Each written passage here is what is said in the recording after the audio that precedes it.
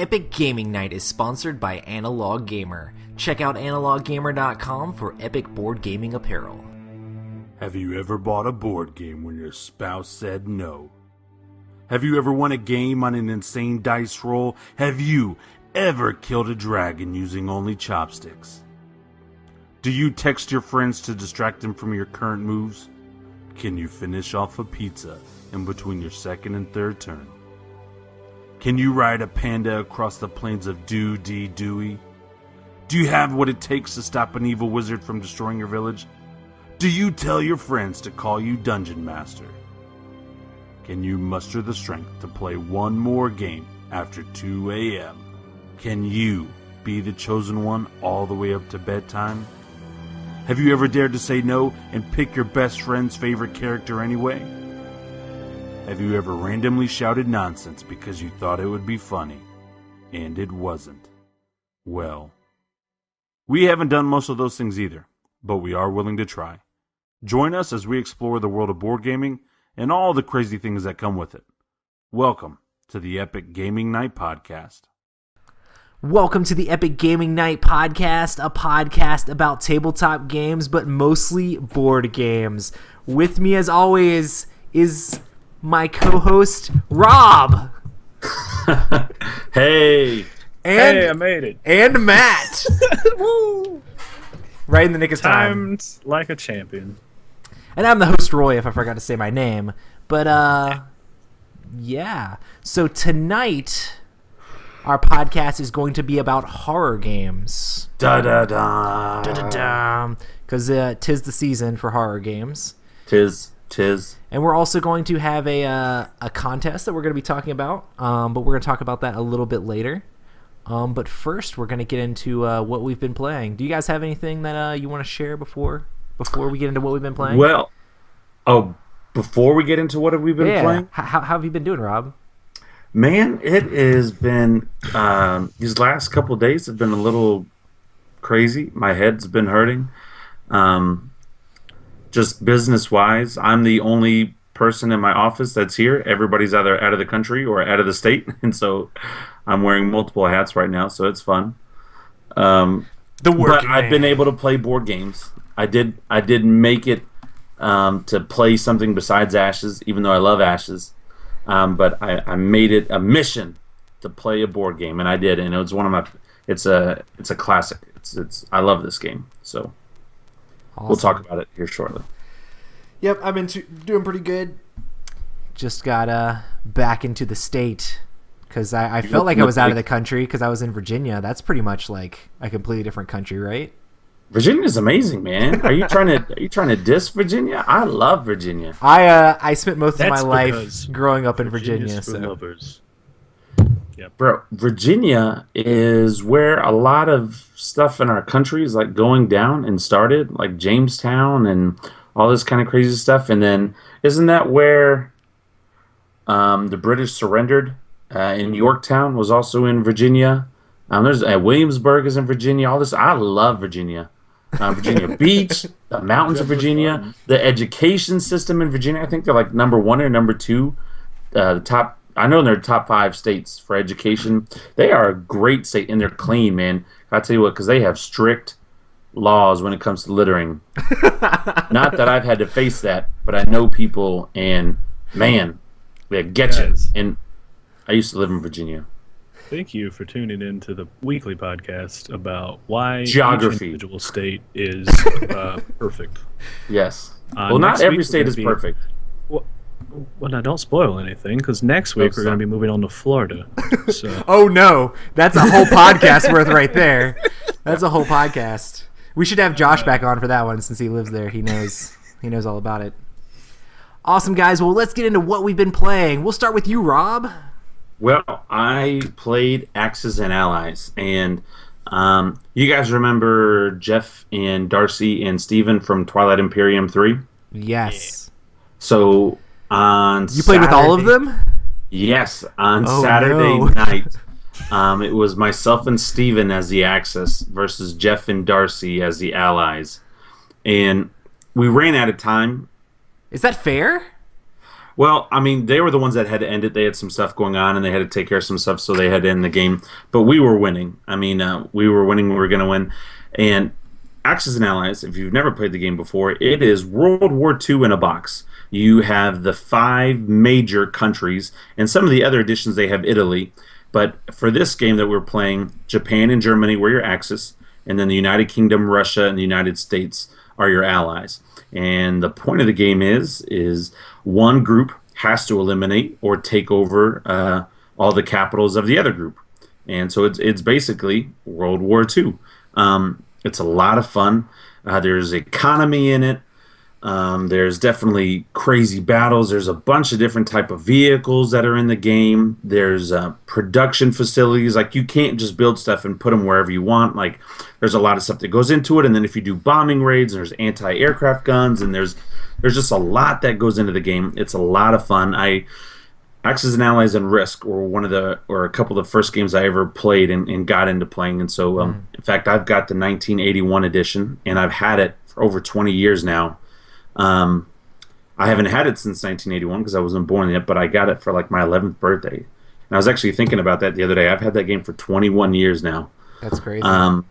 But love the game. So we played Jeff and Darcy, and I'm not trying to talk smack or anything like that, but I'm just like, hey guys, you shouldn't do that. That's a really bad idea. And so they get frustrated. I just don't understand how those teams were set up. You know, it's like you and Steven, like the board game masterminds, against his mom and dad. Like, it's just messed up. Jeff is very familiar with Axis and Allies. Okay. He's played it a lot as well. And they're both very smart people. In fact, I think that's kind of their problem. I mean, she's a doctor, and he's a computer engineer guy. I don't remember his exact title, but they overthink things, and then they get paranoid about things, and I'll just look at stuff, and I'm like, well, that's what you want to do? Okay. And they're like, nope, we can't do that now. That's exactly what he wants us to do. We can't make that move. And you're metagaming them. I wasn't trying to, but a couple times I was, but for the most part I wasn't. But it was working. So we won. Well, then I wanted to play again, and I sent out a text to my group of friends that are playing board games, and they all were like, "Yay, we would love to play. We love you, Rob. You're the greatest and the best. We would love to play Axis and Allies." Actually, that didn't happen. I got one response back, and it was from Roy, and it was "no" with exclamation points. So Steven came over, and so I played Steven, and he was the Allies, and I was the Axis. And by round 2, he gave up. You steamrolled him?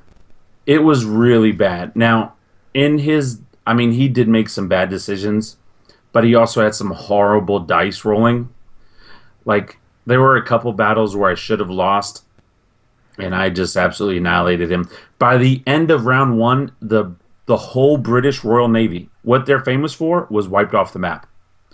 There was no more Navy, no more British Navy. Half of the United States Navy was gone, and Russia was down to Moscow. That's it. All by the end of round 1. Yeah. That's really, really bad if you get steamrolled that quickly. And so by the end of round 2, I pretty much had all of Britain gone except for the UK, and then I pretty much controlled all of Asia except for Moscow, and there was really no way. I was making so much money at each round, there's just no way he could have stopped me. So Axis and Allies, it's a lot of fun, but it takes a long time. And here's a quick thing, and I'll shut up. But listen, if you're playing a game that requires thinking and that requires, things that you should prepare for, pay attention while somebody else is making their moves. Like, I like the people that I played the game with, but it's like they didn't pay attention, and once it became their turn, they were asking a bunch of questions. Well, what did you do? What should I do? What's going on? It's like, if you were to pay attention, you could see what I moved and who I moved, and then, and so just things like that. Like, when I play a board game, granted, I'll get up and go grab a drink, or I'll go to the restroom or something like that. I'll get like a water or Mountain Dew or something. But I try to pay attention to what Roy's going to do, because Roy's a pretty good player. I try to pay attention to what Matt's going to do, because he's a smart guy and he catches on quickly. Like, I try to pay attention to what my enemies are doing. If you're going to play board game with somebody, please do that, or don't play with me, because I'm You're too much of a shark, Rob. Well, it's not a shark, but like a game, because it's a long game in itself. It's about a 3 to 4 hour game. But with some people, it can make a 3 to 4 hour game a 5 to 6 hour game, and it's just like, and it's a lot of wasted time. It's just a lot of sitting there. What should I do? And so that's it. I'll get off my rant. I'll get off my soapbox. Is it weird that like historical war games like don't really do much for me at all? Like my dad is like super into like all these like old war games, like with the B-52 bombers and planes and stuff, and like Civil War games and stuff like that, and like all the historical war games and stuff like that. Like I can't, like, I'm not engaged by the theme at all. I'm not like, yeah, let's do it. But if you like took that exact same system and pasted like space Lord of the Rings on it, or Lord of the Rings or anything like that, where it takes like the realism of, I guess, I don't know, I don't want to be like, oh, no, took the actual war out of it and put fantasy on it, it makes it different. I don't know. I'm not going to say that, oh, I don't want to reenact these wars where real people died, but it's kind of like space makes it like I'm living in a world that's not actually real. It makes it kind of crazy and interesting and like a new frontier or some fantasy thing where you're fighting off orcs that aren't real people, you know? I don't know. It's it doesn't surprise me at all, just because of the type of person that you are. Like, you grew up reading and liking Lord of the Rings and and liking the comic book characters and playing Game of World, so you kind of grew up with a fantasy background, where I grew up with a little bit of fantasy background, but with my father being in the military and other things like that, like, I just, ever since I was a little kid, I remember watching black and white war movies and just always, like, that's always been a big part of me. And then playing Risk and Axis and Allies growing up, that just was the norm for me. So to each their own. It's nothing. I find it super interesting too that my dad is like so much into these games. Like, he's all about it. And as far as like the games that I played with him or even played with my friends, they really didn't have anything to do with like that genre. And I know, like, as far as like the old war gamer, like they're the veterans of like the tabletop like history. As far as like war games, like a lot of the games I like took a lot of stuff from these war games, like from back in the day. And I know that they are a lot of fun. I will say that they are a lot of fun, but to each their own. I mean, if it, you know, if it's better for you to fly a starfighter than you know, a little fighter jet, then fly a starfighter. That's what's great about board gaming, is you could do whatever you want, you know. So, but it's good times. But see, that's why everyone should love me, because I'll play the old fighter jets or I'll play the starfighters. I'm everyone's best friend. Just pay attention. Pay attention to when I'm moving stuff, because I'm not going to explain what I did to you after forces round 2. will steamroll your forces. Yes. Sorry. I get on little rants sometimes if people don't know. I should bring up a point. When you texted everybody, me and AJ were currently watching The Martian. so you were at the movies? Yeah. Bro, I saw that today. It was really good. I actually liked it. Yeah. You know, like, it's not realistic as in it's happening right now. I could see something like that happen. I don't see, what was it, China giving us their special rocket thing to help. But I really liked it overall, and Matt Damon, I like him. He does a good job. And yeah, my brother went to school with Jessica Chastain. In fact, he was in a movie with her. I don't even know the lead female actress, the redhead. Okay. Yeah. The pilot. That's awesome. Yeah. Yay, and I do podcasts. So take that, big brother. I do podcasts. You were in a movie, but that's nothing. We're on Instagram. Boom.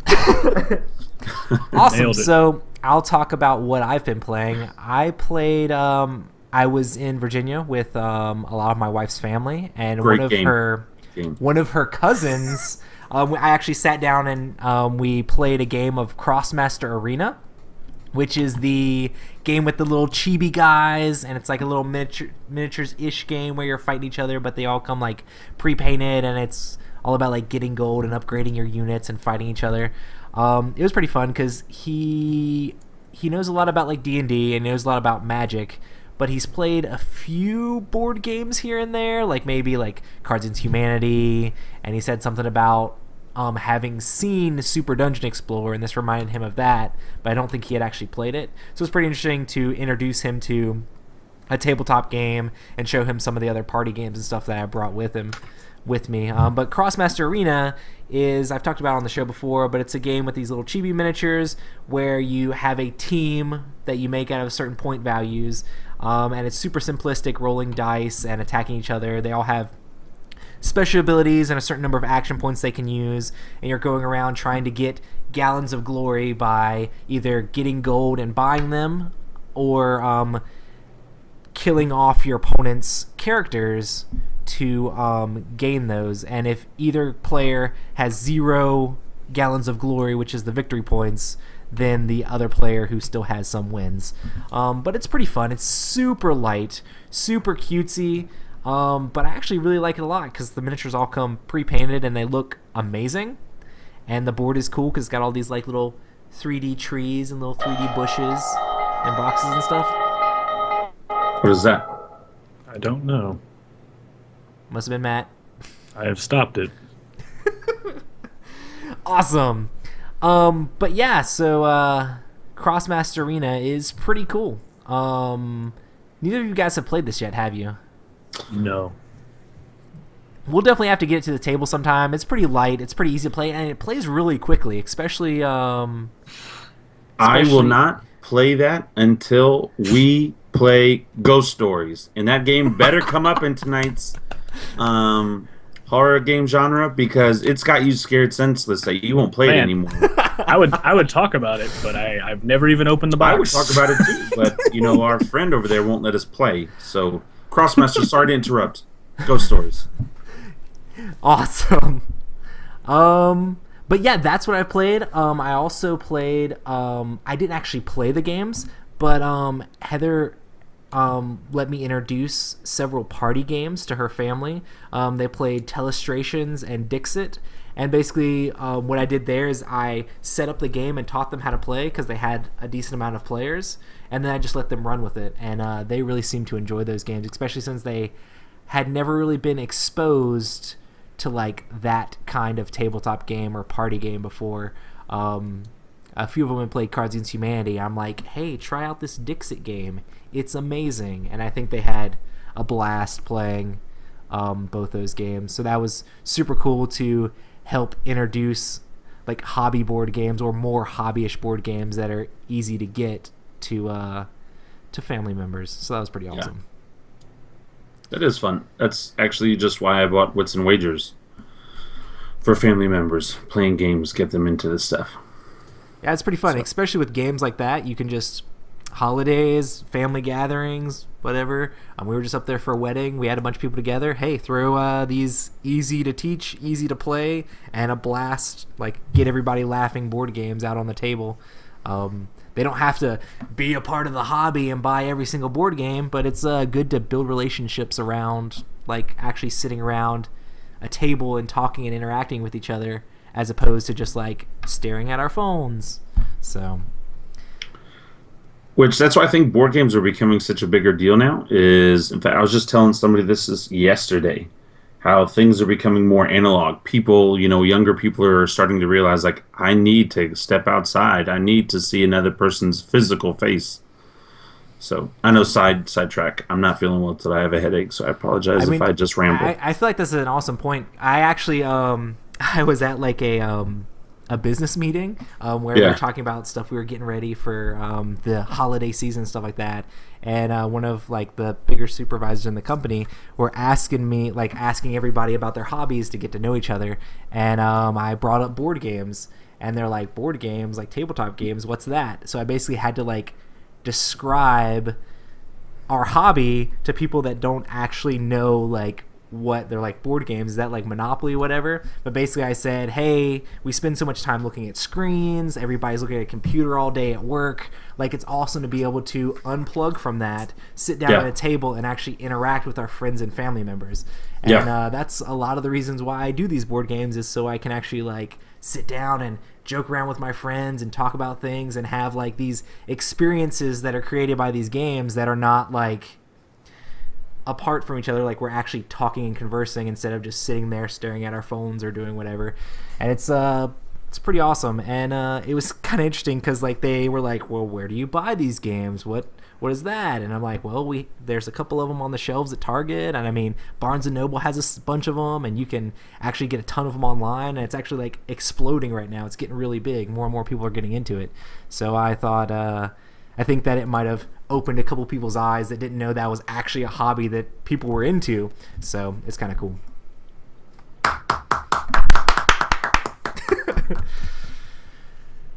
So Matt, did you want to talk about your lack of games? Yeah. Didn't play any games. I went outside. I'm sorry, man. I'm so sorry. It's okay. I went outside. Outside's okay. Outside is nice. Hey, man, vitamin D, man. Vitamin D is important. Only sometimes, or unless you're Irish. I'm built for this weather. Like, I can go outside without having a jacket, while most people I have to wear a jacket. So, like, this is actually where I like to be outside. There's, like, a good, 3 to 4 weeks where I'm comfortable. Right before it gets too cold, where my nipples are popping out of my shirt, but not where it's too warm, where I'm, like, sweating all over everything. So, like, yeah, I'm with you, Matt. I'll hold your hand outside. No, too much? It's whatever, man. We don't have to edit that out. Okay. I'm sorry, Roy. His face is like... But yeah, I'm super excited about playing Games Friday. We can get games back to the table, so that should be awesome. We're going to try to start streaming some Gamworld games, so that should be pretty awesome. Gamworld is a post-apocalyptic role-playing game. We're going to try to roll up some characters this coming Friday as part of the game day, and then the next Friday after that, we're going to actually play through a scenario for Halloween times. Yeah. So that should be fun. Seeing that's something that I actually haven't done in a while, and it should be pretty awesome. But yeah, so I guess we'll go ahead and talk about our contest. So we're going to be giving away a copy of One Night Ultimate Werewolf Daybreak.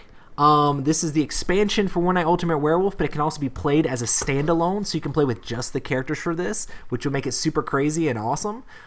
This game is a whole lot of fun. It's actually one of Matt's favorite games. I really like it a lot. It's one of my favorite social deduction games. It takes 10 minutes to play, but there's all sorts of crazy rolls in this one. But yeah, the way we're going to do the contest is if you email us a picture of your favorite horror game, or you can tweet at us, just tag us in the thing at Epic Gaming Night, or you can put it on Instagram, put at Epic Gaming Night on there. Whatever your favorite horror game is, put a picture of it. You can do however you want to do that. If you want to have a picture of you guys playing it, or a picture just the box cover, whatever you want to do to show us what your favorite horror game is, make sure to hit us up. Also, hashtag it, please sign, and we will autograph your copy. If you put please sign, I will gladly, because that's a big deal to me, and I don't know if that's a big deal to anybody else out there, but how cool would that be? That'd be so famous, because in 19 years, when we are controlling the UN and stuff from our little podcast headquarters, that will be worth something. We will also make sure to put some of our Epic Gaming Night buttons in there, as well as business cards, so that way you can know it came from Epic Gaming Night. So, am I the only one about signing? Oh, I'll totally sign it. I just don't want to devalue the game. So, no, I'm just kidding. I'm sorry, I got lost in the fact that you said in 19 years, and I was like, man, I'll be in my 40s. You'll be almost dead. Bro, I'll be 51 in 19 years. Man, I'm sorry. Rob's crying. But yeah, this contest we're just gonna run for 1 week, so maybe we can get this game out to you close to Halloween time. So make sure to hit us up with that, and the cutoff time is going to be the end of day on Monday. So make sure you get it in before next Monday, which is, I would imagine, 26th. 26th. So you guys, 20th. You guys have a week to do this. 7th. So this is just for the hardcore people that listen to the podcast. You're gonna know what's up. So you have pretty good chances. I mean, also, we're huge, but you have pretty good chances. You don't qualify. 1 in 5. pretty much what you're shooting at. So we have more than 5 people that listen to the show. We do, but how many? 7 or 8 of them. Now, there we go. I was just gonna say, statistically, how many listen immediately as opposed to download the podcast and take it as their own leisure? There's a lot of people that listen, or at least download it super quick. I'm pretty sure a lot of people listen to it super quick. So we'll see who can make it in. But you guys are awesome, and that's why we're doing this for you. Yes, and we appreciate you guys. This would be amazing if one of our game dev friends enter and win. We just send them a copy of a game they probably already have. That would Hey, be fun. guys. And also, if you guys want to play with us one night over Twitch or something or Skype, that'd be kind of cool. Because I've been having success playing Ashes with people online, especially Lindsay Road. I've been beating her nonstop. She's a fun player, but I'll be happy to beat anybody else at One Night Ultimate Werewolf Daybreak Edition. I remember one time we were playing regular Werewolf and someone on chat was like, hey, deal me in, man. And I'm like, Yeah. you're going to look at the screen when we're all have our heads up. Or like when the werewolf looks at the thing, they can totally cheat like super They could hardcore. be the narrator. They actually, I saw that Geek and Sundry were doing something for Extra Life, the charity marathon. Yeah. And they played One Night Ultimate Werewolf with a bunch of people, and then they had one person who played for chat. So they essentially showed chat what they were, and then the one person would just stand there, and they'd be like, I'm chat. And then they would just figure out what chat wanted to say, and then would just say it. Yeah, there's definitely like Really weird. there's several games that like can work really good with that. So we might have to try some of that sometimes and get you guys involved on the live games. Hey, real quick before we transition, isn't Mace coming up soon? Yeah, MaceCon is coming up in November. Like in less than a month, right? Yeah. So I'm planning on going to that. Yeah, So we're that going should on be Saturday. awesome. Specifically?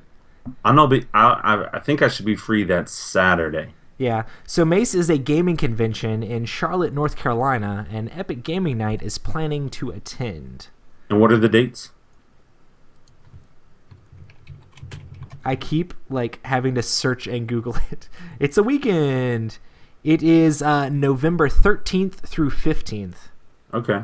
And at Mace is pretty cool because they have a bunch of like D&D stuff and miniatures stuff and board game stuff. It's kind of like all the same stuff that they have at like Gen Con, just on a super small scale.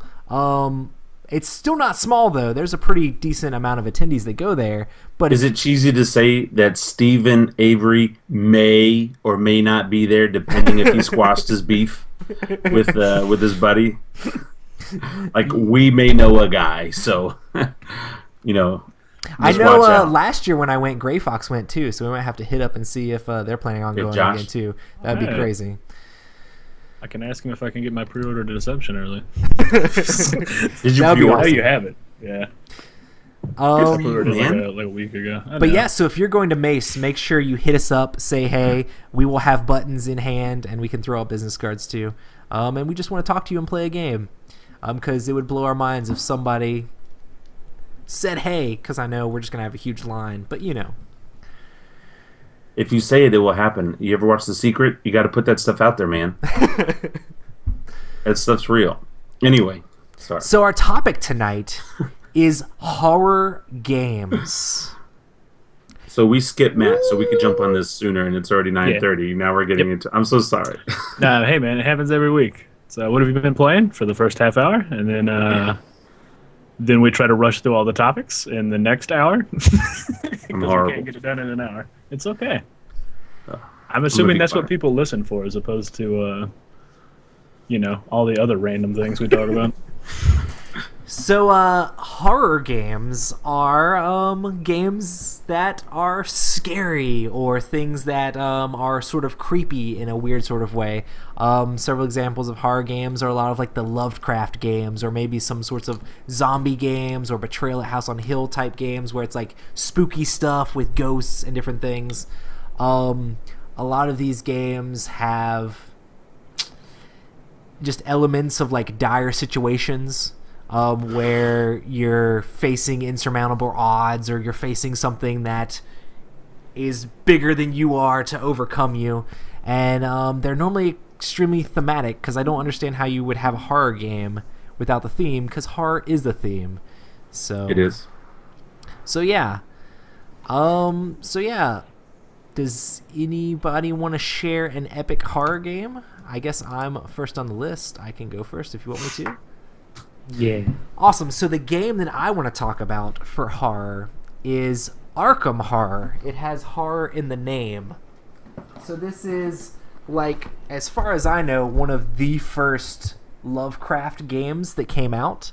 and it still, I think, stands up really good to this day, is a cooperative game where you're all playing investigators in the city of Arkham, going around trying to close all these crazy portals that are opening up all over the city. There is a ancient, basically, elder god that's unknowable and unthinkable sort of thing, that is opening all these gates and causing chaos as all these evil creatures are slipping into our reality. It's very steeped in the Lovecraft mythos, where a lot of the creatures and everything are taken from Lovecraft stories, and all the gods and stuff are taken from a lot of the Lovecraft stories and brought to life in this game. So you're all working together, cooperative, to try to gain clues, go into these portals, and then come out the other side and close them. And I feel like it is really good at portraying the horror theme, because you're literally on the streets with these monsters running around.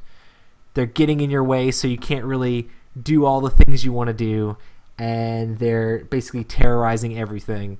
There's a actual track for horror, so as more monsters come out, more people are getting horrified, and the shops are closing, and people aren't coming out of their doors and helping you anymore, so all the allies that you can get in the game are running away. And I feel like as far as Lovecraft games go, that Eldritch horror is probably my favorite, but as far as just being horrifying and kind of scary, I feel like Arkham Horror does a better job of that, just with the way the combat works, and just that there's stacks of monsters that you have to fight to get around the city. Have you ever actually played this one? Not that one. You did play Eldritch, though? I'm not a full game of Eldritch. Gotcha. I'm specifically into that other one. Gotcha. In that whole genre. This one is basically on the city scale, so that was the first one, and then it went Eldritch, and then Mansions, correct? Yeah, and this game has a ridiculous number of expansions for it, and all these sideboards. Basically, all the sideboards add different cities to add to it, or different locations you can go to. So it's hey, get in a train and go to Innsmouth, which is where all these frog people are, or get in this train to go to Dunwich, which is where this giant elder creature with tentacles and a bunch of mouths all over it is, and you have to fight off different things at different places. This is one of the games that got me into board gaming hardcore, just because the cooperative nature of it. This, Battlestar Galactica, and Pandemic were some of the first games I played that just made me need more. So that's a horror game. Yeah. Pandemic. That game is scary. No, it is for real, man. When you really break it down and think about it, Pandemic is a scary game. That's pretty horrible. Disease everywhere. But yeah, that's my pick for horror game. Arkham Horror. Check it out. Yeah. How about you, Matthew Robbins? Dead of Winter. Yeah. Yep. I feel like it's, there's a lot of zombie stuff. Mm-hmm. It's kind of become a little saturated. So, but Dead of Winter does it better than most other ones. I don't necessarily feel like I'm playing a game about zombie survival so much as just in general survival. Everything is very tense and very, I don't know, it makes you anxious to play. It's the outlook is grim at all points, until you find the lighthouse. But I do know that I was horrified while I was playing that game the entire time. You could tell. We're sitting there and we're come on, guys, we can do it. And Roy's nah, man, let's just shoot ourselves right now. honestly, why aren't you helping? Why aren't you helping? Come on, everybody. If horror equals anxiety, it was here. I'm not an anxious person very often, but that game. Well, see, I like it because it's a good type of anxious. A lot of times I would just get anxious and I'm just this is a terrible feeling. I don't want to be like this. But that game, I'm just yay! I am terrified. Woo! It's something that I don't know. You just don't experience it that often. But it's Nah, man, it's a ton of fun. You can die at any moment in time. Pretty much everybody's dying. You got to worry about starving to death or getting frostbitten. And getting it's betrayed. like full of story and full of theme. So it's like all the theme of like the character interactions, like with the crossroad cards and everything. Like it's like super real. It's like, hey, I went to this place. Oh, that triggered this crossroad card. Now this specific thing happens at that place that makes sense. Yeah. So it's kind And of there's crazy. a lot of them are like really bad. Some of them are nothing, but like when you have to choose to let the kids starve or bring them back, but you know if you bring them back, like 4 of your people are going to die because now you don't have enough stuff there to defend. Yeah. Like it's like Or like, so you're it's making really tough decisions. yeah. It's pretty crazy. Or it's like, hey, you get in this squabble with these people out here. Do you actually fight them, or do you like just like run away? It's like, oh, if you run away, they like try to stab you in the back, or if you like actually fight them, you end up like breaking your leg or something stupid. Or at the same time, does Sparky go to the police station and does he find all of the weapons? And does he run around just blasting people away? It's such a complete game. Humor, horror, everything. Yeah, it's good. I just like that the first thing I did with Sparky was take him to the school, and then it like exploded, and like Sparky was like trapped in a room and couldn't get out a window. And I'm like, it's a dog. How small is this window? This thing's tiny. And then like a firefighter shows up and rescues him, and I'm like, yay! But it's just so weird that like a firefighter would like roll up and be like, "This is a dog. I got you. It is my dog. Well, it's not my dog. It's somebody else's dog. It's a sentient dog. But I'm rescuing this dog." I don't know. That game's just wonderful. You need to play it again. I need to bring it. We do. Let's Let's do it, especially since Yes. like Halloween's coming up. How many does it play? 4? 5. 5. 6? What a 5. number. I need to design a 6-player game. That plays quickly. Game of Thrones. That's Game what of I'm learning. Thrones. An amazing Hey, we can- 6-player game. Hey, we can play that if you show up this weekend. I will be there. Awesome. My epic horror game that I've been playing is called Kickstarter. Hey. That's terrifying. That is a terrifying game. It is when you look at your bank account.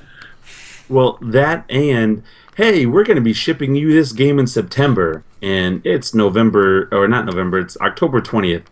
And I have been on the forums, I have emailed the company, I've called the company, no responses, no nothing. And then finally today, I get my notification that I should have it within like 14 days. So, okay.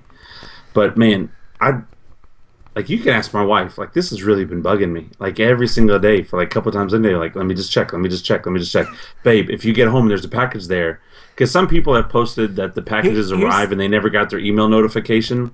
Like, this game has been stressing me out. Like, I think it's part of the reason why I have a headache. Because I'm just like, where's this stupid Here's the thing game? that's crazy. Like, how many games do you have that you haven't played, Rob? Bro, this is Blood Rage. It doesn't matter. It's Blood Rage.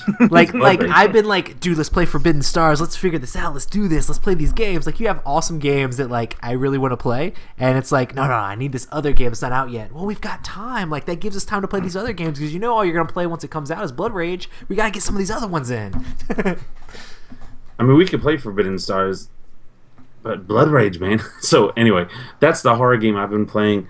And also, I will say, and it's kind of in the same genre as Dead of Winter, but it's not, Zombicide. And when I first read this question, I guess I didn't read it carefully because I read, each share an epic horror game, and then I just included the word story. Yeah, that's cool. Because I remember this one time playing Zombicide. Like, in the cop cars, you can search until you find, like, a weapon. And so the cop cars are different than normal cars because you don't just get the first thing that comes up off the list. So I separated from the group to go search this cop car because everybody else had, like, really good weapons. And I had, like, a baseball bat, which halfway through Zombicide is not very good. Like, you will be... And so I separate from everybody, and I keep searching, and I keep finding, like, stupid weapons like baseball never bats split and the hammers. party. Well, I learned that the hard way because we were also playing with the dog expansions, and the dogs like take off, run in, bro, and they will just eat you. And eventually, you can be really quiet, and there's like a move you can do where you kind of like hide in a corner. And I was doing that, but one of my friends pulled a Ryan move. And here's what I mean by that. They ran over to where I was. They shot their gun off, so they put down sound tokens, and then they ran off. So I was stuck in this corner, and he was enough spaces away where he could have gotten away, but he was close enough where it was going to draw enough noise and zombies and dog zombies towards me. And like 2 turns later, I was dead. And I was just like, like I hate you for that. Like you just ruined this for me. But were you dead or were you undead? Well, I don't like that undead rule, so we just have like a house rule. Like when you're dead, you're dead. Gotcha. Because if you play the undead rule, you like become a tank. You get almost double the health, and you just walk around like murdering people. So, but anyway, Zombicide, that's a fun game, and that's a fun like Halloween game because you can play with a lot of people, and it's it's not a very hard game. I mean, it's hard, but the rules are not hard. Go get an objective, complete the objective, you win. That's it. Yeah. But a lot of fun. Or Mansions of Madness, which I've talked about. I don't want to talk about, but it's absolutely amazing. It's perfect for this. Go play that game. It's an awesome game. What do you guys think makes a good horror game, Matt? Well, honestly, not too sure. Mostly, it's about the theme. So, a good horror game doesn't necessarily need to be hard, but like I was talking about with Dead of Winter, it sets itself up. Like, because it's hard, you become anxious about whether or not you're gonna win. And at some point, you just quit caring about winning, and you're like, hey man, I just want to survive. I just want to say I made it to the end. That's really all I want. I don't care about this optional objective thing I have, irrelevant. I just want to survive. And it's like games that take you out of simply sitting at a table playing with other people and put you into this like situation where you're like, okay, I need to think, I need to act, everything needs to be perfect. And my dog died. Great, perfect. No. Like it just I don't know. It's got to just do something to pull you out of the situation that you're sitting at a table and then actively make you feel that sort of anxiety or stress that you would typically feel in a maybe not a horror situation, because most people don't ever get in those, but you know, like when you're watching a movie or something, you get on that like on edge feeling where you're like, ooh. Definitely tension seems very important for like this style of game to, I don't know. I feel like almost being anxious is like part of horror. like feeling like you're unsafe is like part of the horror genre. Like being in a situation that's not good is part of like horror. That's what makes humans feel terrified and makes them have to react like fight or flee feelings. So like you have to have that in a horror game, some sort of conflict or some sort of enemy like running after you. What do you think, Rob? I really love surprise in horror games, and what I mean by surprise, like for example, Mansions of Madness does this fantastically with the cards being upside down. Like you know you're about to go to something, and just by looking at the cards, some of the cards look shadier and scarier than other cards, and so it's just like, and it goes to the anxiousness, but that okay, is this just going to be you find nothing of interest, or is this going to be like 2 zombies just appear in the room or 2 cultists appear in the room? So, and even with Zombicide, like you pull out these cards and you don't know what type of zombie or which zombie where they're going to come from. Or even with Dead of Winter, like the surprise of, well, okay, we survived this night. What's going to happen the next night? Do we have to get food? Do we have to get medicine? Oh my gosh, you just walked into the school. That just activated the crossroad card. So I love the surprise because it is kind of like in the horror theme or the horror movie where, you know, the bad guy pops out of nowhere and everybody jumps. Yeah. That's what these games kind of feel like they do to me. And then also the suspense and the anxiousness. Theme definitely, like I don't want to play a horror game about mummies so much, so that theme doesn't necessarily, but you know, I'm definitely on the bandwagon of zombies right now, but I'm loving the idea of like post-apocalyptic, like horrible situations, like something that is relatable, like the power goes out in the world. How do you survive? You know? So, but that's to me, that's what makes a good horror game.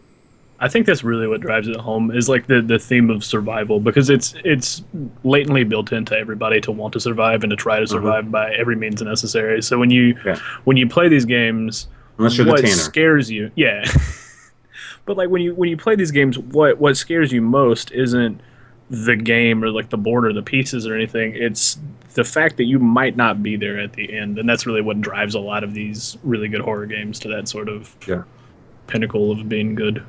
Yeah, I feel like most of them have like some sort of combat mechanics where like you're fighting off the monsters, or more chances than not they're fighting you, like attacking you in different situations, and you have like dwindling resources and like life points going down, and you're on the very brink of like, oh my gosh, if I take one more hit, like the risk on this is gonna be like I gotta like avoid every monster. That's one of the things that's really cool in Arkham Horror is you can sneak around the monsters. So there's like all these monsters in the street, and you can actually like make rolls to try to like sneak and avoid them.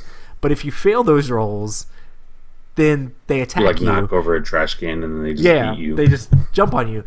So like you can try to like make sure your stats are really good for sneaking, but then you're moving really slow. So like there's these counter stats where like your speed is related to like how like much you're like sneaking. So you have to go real slow if you're sneaking, but then you could still fail the rolls and they could find you, and then you're getting attacked by all these monsters. So it's kind of like interesting, like, oh my gosh, there's no way I could ever defeat that. Let me try to get around it. Like that adds some tension, and then those dice rolls are like so important when you do it, and that just the tension and the fear of your characters dying and you putting yourself in that situation is one of the things that really drives home that horror theme. So what are some mechanics that you think help convey horror? I know I just talked about combat. Rob, do you have any other ones? Yeah, there's a couple I want to add. I really love the exploration / fog of war mechanic. Again, that you find when you like Mansion's Madness. You go into a room, you don't necessarily know what's there, or even House Betrayal on House on Haunted Hill. Yeah. Like I love that, where everyone starts in this one little room, and then you have to find the tile piece that meets the requirements of the room that you're going into. Well, does that room now have like a big hole in the middle of the floor, and so you're going to fall through to the basement? That unlocks something else. But you just found an omen, and now you've got to roll the dice, and this is actually going to start the thing. Love that. But I think one thing that really helps me mechanic wise in a horror game is a game that's co-op. Yeah. Because I feel pretty good about myself as a gamer, but now when I have to think of outside of the group, and I have to think of Matt and Roy, and I have to think of like oh my gosh, like we don't win unless all this stuff happens and we all have to work together. Like all of my favorite horror games are co-op games or semi-co-op. Yeah, team games. So that way you have people you're working together, and not only do you have to... Well, it adds in the suspense, because then other people's mistakes also affect me, where like in Amerithrash games, your mistakes I can benefit from. Now your mistakes really hurt me, and so now I get even more angry with you, and my ulcer acts up. And why did you make all the zombies come over here? I'm going to be 50 in 19 years. I just can't get it. That's horrifying. Spooky. Right. So, how about you guys? Yeah, I definitely feel like those are really good. Like story elements too, especially if like it's a story element that's built for a horror game. Like I really like the, especially if you get into it, like the reading of like the event cards and stuff like that. Like if you like play them up and like read them like the way that they are written, and like add in like all the accents to everything, and make sure that like you're portraying the theme of the game. It's important to have a good reader. Yeah, and it's a lot of fun. If you're just like reading it, whatever, that's one thing. But if you're like getting into it and being like, yeah, let's do this. Yeah. Then, and actually like thinking about the actual situation of what's going on right now, like, oh, you find this like man in like this different dimension, and he's like trying to like whisk you away, and you make this check and you're able to get away from him, and like he shows you your like former self in like a alternate dimension, and you're like dying, and that scares you to death, and you lose some sanity. I don't know, it just gets crazy, but it's definitely a lot of fun. Uncle Touchy's Naked Puzzle Basement. Exactly. That's definitely terrifying. Yeah, that's exactly what I thought of when you were talking about that. But never mind. It's a Patton Oswalt joke for those people who might think I've been molested. I haven't. Just a joke from a comedian. Don't worry about it. I feel like a lot of what you guys are talking about was kind of the overarching theme of what I was going to say, where it's like the randomness is really Yeah. what drives home horror games. Just the whether it be like in Dead of Winter where you have to roll a die to move to another place, and you're like, man, I don't know. Am I going to get insta killed? Is everything going to be okay? Am I going to get bitten? Am I going to get Like, this is my frostbite? Like, favorite what character. is- If I roll the tooth right now, I'm going to be Yeah. ticked Yeah. off. And it's like that simply builds the tension for you not wanting to leave. So that in and itself does it's so brilliant because it's just a die. It's just like an 8-sided die that's just like, hey, 12-sided. how you doing? 12-sided, whatever. Look at me losing nerd cred. But nah, like it's just a 12-sided die, but that one die you're just like forces you to be in the situation. Like if you were there in real life on a compound and they're like, hey man, you want to go to the school and look for food? You're like, no, dude. Are you crazy? I'm gonna hang out here But where there's once you make fire it to and that guns. school, though, you never leave the school. Yeah, you're if just like, you do mhm. go to the school. That's where you it's- find another character and they go somewhere else, but that one character's staying. It's like Yeah. it's like, oh, if you use fuel, you don't have to roll the die, but we need fuel for the current quest that's out there. Like I can't do everything. Like I gotta save some of this stuff for these things and that thing. So And I mean, and that's something that you will find predominantly in every horror game, whether it be Betrayal at House on the Hill or Eldritch Horror, Arkham Horror, or Mansions of Madness. Like Zombicide everything too. in those games are random, just from flipping tiles to, oh, what card are we gonna get, to, okay, I picked up this item, what does it do? Oh, it turns out Spooky Skull makes you lose a leg, whatever, and you're just like, oh, okay, cool. But it's like it. That's just the great thing about horror games is the randomness factor. It just, I don't know. I mean, it is what it is.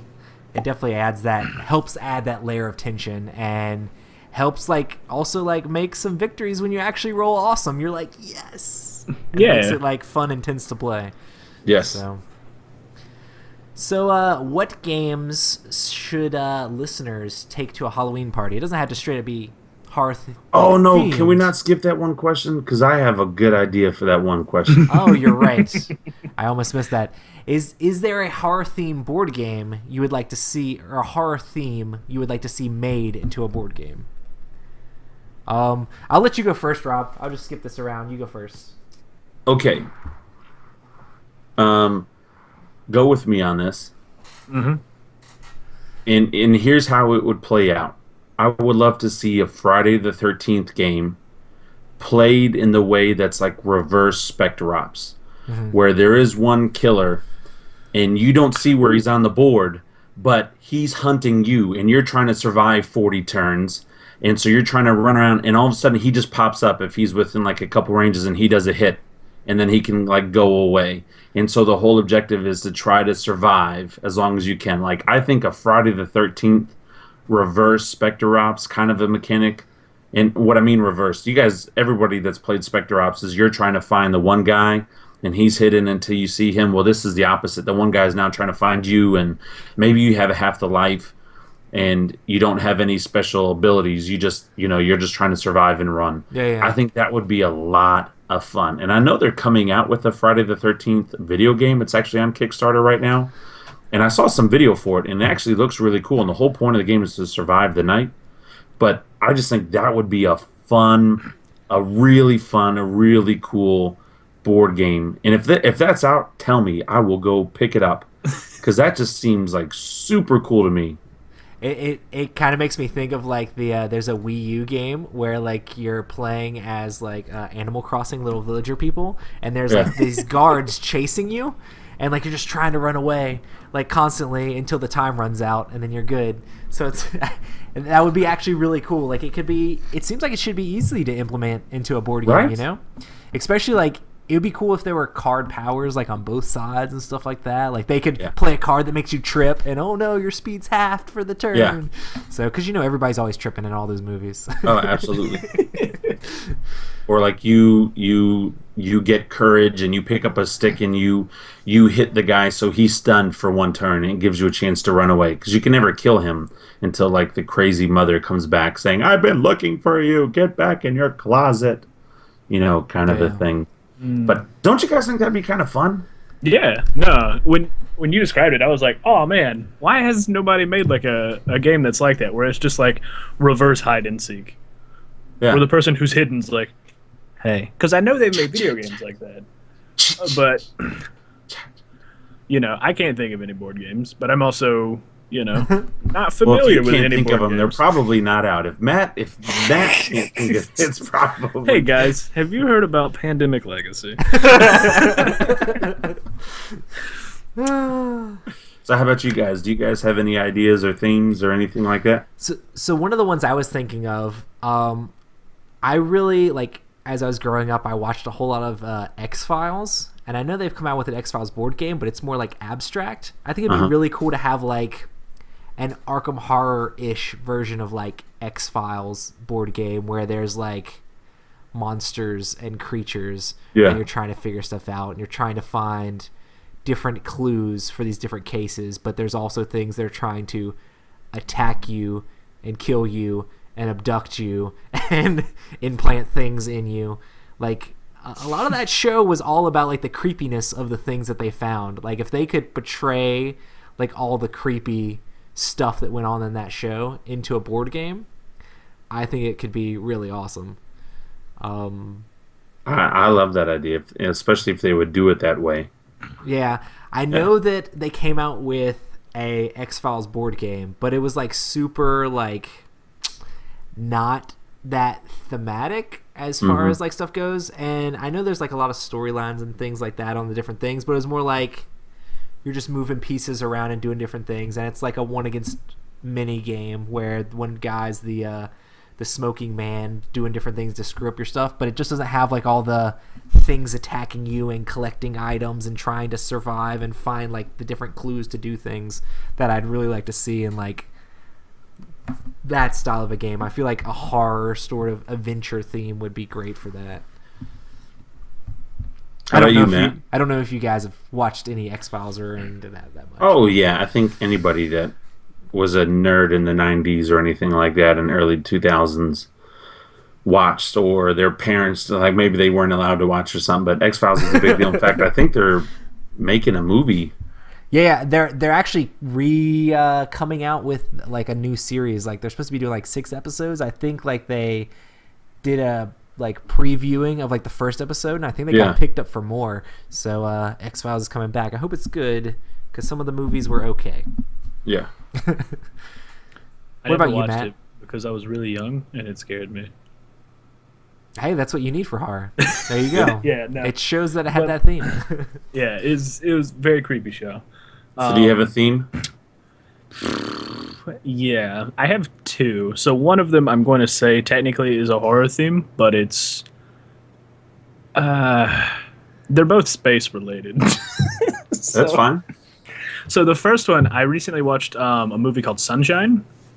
And for those of you who don't know the plot of Sunshine, essentially the Earth's sun is going out. And they're like, oh crap, what do we do? How do we fix this? So they launch a spaceship toward the sun that has a bunch of like nuclear weapons on it. And so there are people on that ship trying to get the payload to the sun, but this is technically the second excursion, and something happened to the first ship. So I would love to see something in that dynamic where you're in space and you're like, hey, we got something to do, and then stuff just starts to go wrong, which to me sounds... That movie... Hang on, let me grab the thing. Because I think I've seen that movie. Is the guy who plays Scarecrow in the new Batman series, the Dark Knight trilogy, is he in that movie? You know, the therapist? I don't remember. Did you ever see The Last Samurai movie with Tom Cruise? No. Okay, because is there a Japanese guy who's like the captain of the ship? Yes. Yes! That's the movie. He also did on Helix. Yeah. The Japanese guy who's the captain of the ship is one of the guys from the sci-fi show Helix. Yeah. And then technically, the JPL Labs guy from The Martian was also in Sunshine. I think you're right. I mean, it's been a while since I've seen it. Sorry. But nah, it's a pretty, I would say, good movie. The ending's a little strange, but like I would love to see something like that where there's just a bunch of stuff that can go wrong, which is kind of what I'm hoping for in that like Lost in Space New Crossroads game, where it's like, Yeah. hey, it's gonna be like Dead of Winter but on a spaceship. Like that's kind of what I'm shooting for. The only other thing that I could think of would be like just the Aliens franchise, Yeah. where it's like, hey, you're on a spaceship and there's something in here with you. Well, they do have the And- legendary Aliens game that I don't think you've played yet. But Rob, No. you have that one, right? Yeah, I've got it, but it's not the same. Does it like not? Does it not portray horror to you? no, but deck like building game I see what doesn't he's portray saying. horror. I see what he's saying. Like the alien thing. Like you're trying to complete an objective. Like let's just say let's go with that game. Like Aliens 2 or something. You're going to check out this colony. You've got your group of Marines, and all of a sudden things just start making noises where they shouldn't make noises, and stuff is killing people. Like that would be a great IP. I think they sort of did that a little bit with Level 7 Omega Protocol. Yeah. It wasn't super scary. Now I do like that game. I do have that game, and it That's is what kind I of was fun. thinking about. But it's not necessarily the same. Like you guys, okay, you have Steam. That Alien game on Steam. With Alien Dead Isolation. Space. Alien they Isolation. If they could make that into a board game, like I've screamed just watching somebody play that game. It wasn't necessarily a scream, but it was oh snap, kind of a The thing I love about that game is I hate horror games. yeah. Because just the sound design in them are always phenomenal and it's terrifying. But like I've watched people play Alien Isolation, and then there was a new one that came out from the same creative director, I think, called Soma, and it's from the same studio that did Amnesia. And both of those games look super fun Yeah. because it's not like big jump scares or anything. It's just you're wandering around in a place kind of by yourself, and there's something that is big and dangerous that is chasing you. And a you're lot of just those like, games, like, there's nothing you can do to stop it besides Yeah. run. So, like, that is a lot of horror in itself. Like, in a lot of these games, like Arkham Horror, you can, like, load up with weapons and guns. And Yeah. at a certain point, there's no horror because you're like, come get some, monsters. You're Yes, like, I'm you- ready. But, like, Just in a turned game into like serious that where thing. it's just like, no, you can't do anything about this impending doom. And it's just chasing you, and you might get away, but then you turn a corner and there it is again. It's like, oh, no. Yeah. That Also, would be I think fun. it would be neat if you had some sort of game where there was enemies, maybe just like a couple of them, not necessarily like one big bad guy, but each time they encountered something, they might have evolved slightly so that they have a resistance or a bit more better against a certain thing. So Yeah, you they see learn. something and you're like, cool, I shot it and it ran off and that's fine, and then it comes back and it's got like armor plating and you're like, oh, now I gotta get out of here. Like I think something like that would be cool. So, but it's again, that's just one of those aspects of randomness where it's like things happen and now you're not what you thought you were. I That's don't know. awesome. Sweet. So, next question. What games should listeners bring to a Halloween party? Dead of Winter, One Night Ultimate Werewolf, Rhino Hero. Okay, you literally just said two of my three, and Rhino Hero was in the top 5. Yeah. Because Rhino Hero is a horror game. When that thing is shaking, when you're at level 10 in your hand and you're just shaking and you're trying to put that thing on there, I freak out. You guys saw me on the video. I freak out. That's a scary You do. game. It's a very cartoonish game from Haba, the people who make very cutesy kid games, and it's Yeah. terrifying. It's like Jenga on steroids. It's rough, That was a good one. but yeah, no, I mean it's just 2-party games and one that's like very serious. Yeah. Yeah, I definitely like regular werewolf, especially if you have like a big group. Yeah. Because it like you can sit around on the couches, like around the room, and you don't need to like move anything around. You just get dealt your card, and that's your roll. And then like as people are eliminated, they can go get snacks. They can watch what's going on. At several of the Halloween parties that I've had, we've definitely played one night or just regular werewolf because it is a blast and it's a ton of fun to get into the meta of who's the werewolf, who's this, like what's the reasons that they did that. That means that they're the werewolf and we need to lynch them now. Oh no, they weren't the werewolf. Now we're down another person. And then if you are the werewolf, trying to trick people into killing everyone else off. It's a lot of fun. Yeah. Absolutely. I think those are all great games. I think any game that we really talked about tonight, I think the only thing that I would clarify is party. Yeah, like yeah. if you're, let's just say you're going to have 10 plus people and they all wanted to play, then a game like Werewolf or One Night Ultimate Werewolf or something like that. But if party is you, your mom, and your cat, then maybe like, just like Mansions of Madness or something. Because those games, which we saw, get harder the more people you add into them. It's just a lot going on, and when you're in a party atmosphere, there's just a lot of moving pieces. And so I think like big group games like Werewolf or Mafia are fantastic, fun, horror-themed party games, and they're easy, and it really only requires one person knowing what they're doing. On a side note, did you guys see that they're making a Mafia movie? Yes, like I actual sent that movie? trailer to a friend of mine. Yeah, I saw Tim posted that. So Mafia is like Werewolf, like it is the exact same game, but It's the original. They're making an entire like cinematic movie about the game Mafia. It looks as cheesy as it sounds. I'm totally confused how that's even gonna work. It'll be like that. Speaking of movies, can we talk about something that really matters? Did you guys see the new trailer for the new Star Wars that was released on Monday? I did watch it. No. It was pretty good. Are you trying to stay away from it, Matt? Nah, it's just like. Matt, be careful what you're about to say. What? It's like what? You don't like Star Wars? I mean, I like Star Wars. It's just. I'm about to hang up. Good night, everybody. I'm trying to not hype myself so much because like I loved Star Wars as a kid, and like Star Wars was like the best thing. I had like the action figures and all the stuff. Like I was like super Star Wars, and then as the prequels came out, like I was less and less interested in it, and I still love the original movies.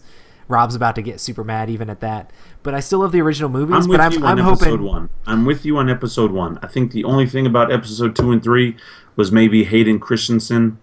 I don't necessarily think he was horrible. I think he wasn't good in the second one. I think in the third one though, he did a lot better job. And that lightsaber battle between him and Obi-Wan at the end of episode 3 is one of the best sword fighting battles in movie history. That was amazing. The music was amazing. Everything going on and just seeing his transformation. And when he went into the Jedi and he killed the little ones, the younglings, man, I'm just so pumped. And you know what, Roy, hype yourself up because this is J.J. Abrams and this is so amazing and it's just it looks so good. I want to be stoked when it is awesome. So I'm trying to not. Yeah, man. Get hyped for that lens flare. Exactly. No. Hey. J.J. Abrams. What's up? You know what? Mm-hmm. If I go with you guys, I'm not going to sit next to you. I'm just going to sit somewhere else. Me and Matt are going to be the naysayer. You around the theater. Nope. I'm like sit on the edge, like right next to another big group. And I'm like, oh, is this one seat? Yeah, I don't care. Yeah. Okay. You're going to be the naysayer group. Man. No, it's going to be amazing. Even if it was just the trailers over and over again, it looks amazing. Here's my issue and my trepidation with it. I suppose I got a little sad when I watched the first trailer, and like whoever the girl is came out and was just like twirling the like that Imperial stun baton around. I was just like, yes, this chick's awesome. Is that Luke's kid? And then they were like, no, it's not Luke's. And I was like, hold on. Doesn't Luke have a sister? I know, but I was like, man, she could be a cool Jedi with cool lightsabers and stuff, as opposed to just a stun baton. I think, first of all, this is the first of a trilogy. Oh, like really? This is going to be a trilogy, and then they're going to have movies every other year that are like solo movies. Like there's going to be a Yoda movie, there's a Boba Fett movie, there's a movie about the Rogue Squad. IG-88? Can he get a movie? I don't know yet, but I know there's Robot Bounty Hunter movies. Well, I know the Rogue Squad is the first independent movie to come out. About the well, you see him in the trailer. He's the guy, I can't remember his name in the books. The one or with whatever. like the chromed out armor, right? Yeah. No. No. I'm talking about the guy who flies the X-wing that's all black. I'm trying to figure out how much of this podcast is going to just be Sorry. movie and TV show podcast. Sorry. Okay. We'll just start one up on Wednesdays. It's all good. Like I can edit. No, I'm just kidding. Well, no, I don't want you to edit because I don't want to get in trouble. Anyway, Star Wars is great. Yeah. Yeah. I'm ready. Hype. Horror games are fantastic. So remember, guys, to subscribe if you like states, movies or television, or board games. So, Exactly. I Virginia's mean, for lovers. if you don't like those things, I don't know why you're here. No, I'm just kidding. remember next week, Hey, Florida. Matt. Matt, since you did such a good job reading our last email question, why don't you yeah, man. read this one again? So I don't think this one- has anything to do with relationships. No, it doesn't. Well, maybe. But this one also 3 weeks old, sent to us by Kent Blue. It says, what's the best game to play by the light of a blood red supermoon? So that happened a while ago, and we didn't get around to it because our podcast lasts a very long time. But we also had guests We're on. doing it now because it's kind of Halloween themed. So, yeah. So yeah, Werewolf. if you're playing a Werewolf game is the best. by the light of the moon, like there better not be any text on those cards that's really important. So it's got to be like something. I mean, like the only game I can think that's amazing for this is just Werewolf, because like that is the theme. Yeah. It fits. Play this under the moon. Like that's a great camping game. So, Yeah. I think Werewolf is That'd be it's like- the best. And if you play One Night Ultimate Werewolf, you don't need to worry about the text because then the app will read it all for you. That's a good point. yeah, I mean, I guess if you're sitting like at a table and stuff like that, it's just like if you're playing by the light, I hope that your eyes are well enough adjusted to make sure you're grabbing the right tile. And then you could say, man, I was grabbing a s'more. I wasn't checking the cards. I was grabbing a s'more. Or just like straight up play a like RPG, like horror RPG. Like Oh, just that's- tell a story, guys. Does it have to Just be a board sit around game? the Because fire and tell a story. It just says nighttime game. hide and go seek. Nighttime hide and go seek, man. You guys remember playing that as a kid? Going outside, Run getting all around the play neighborhood flashlight friends? tag. Oh, yeah, flashlight tag was kind of like cheesy, but man, I remember Yeah. hiding in people's houses that I did not know. Hiding in like back porches and stuff. Sorry. You gotta watch out, man. When everyone left their house unlocked and no one cared here in the simple town of... I will say, while I was in State Virginia, of like Carolina. Northern Virginia, we were driving down the road, like gravel road, and literally I was driving in the dark. I was kind of terrified, and we were driving past houses that had like animal skulls nailed to the doors. But it wasn't for Halloween, and I was kind of concerned. See, So if you're This- playing hide The and hills seek, have eyes. exactly. If you're playing hide and seek out in the woods under a blood red supermoon, hopefully you don't get sacrificed to the Cthulhu cultists. that's the exact reason I want to learn how to play a banjo. So if we're just ever in like that sort of situation in a car Ding, ding, somewhere, ding, ding, ding, ding, everybody's ding. like, "Man, this is spooky," and I'm just like, "Ding, ding, ding, ding, ding, ding, ding, ding, ding," and then everybody's like, "Can you stop?" I'm like, "Nah, man, it's banjo. It's fine. Everything's cool." Squeal boy. Oh man. What I was gonna say for a good game to play under the supermoon is Dread. It's an RPG. Is that the that's kind Jenga of- one? Yeah, because you really don't need to see the Jenga thing. And it adds a different layer of suspense because if you can't see it, you don't know what you're doing, and you can very easily die. So, pretty Nice. good, pretty wonderful. You know, all things considered. But yeah, This was a fun werewolf show. is easy answer. Easy answer. Yeah, I think it's the best just because the werewolves change during a moon. And then you're talking about a super moon, so. And it's great for Halloween. spooky. Awesome, guys. Well, I guess that's pretty much been a podcast. Thanks for everybody who tuned in. We stream these podcasts live on Tuesday at 9 p.m. on twitch.tv/Epic Gaming Night. Make sure to check us out on Twitter and Instagram. And if you have questions for the podcast, make sure to email them to us at epicgamingnight@gmail.com. Don't forget about our contest for One Night Ultimate Werewolf, a game we talked about a few times tonight, Daybreak. So if you have the regular game, make sure to get the expansion. And if you don't have the regular game, you can play it without the regular game. So that's awesome. Hashtag sign please. Yeah. Also make sure to email the pictures to us. Hit us up on Twitter or Instagram. However you want to hit us up. Just post it on our Facebook. That's cool too. But yeah, tell us which horror games you like. I guess we'll see you guys next week. Anything else you guys got to say? Awesome stuff. Spooky, scary skeletons. Right? Halloween theme? Yeah, exactly. Make sure to check out our Gamma World stream, Mutants. Yeah.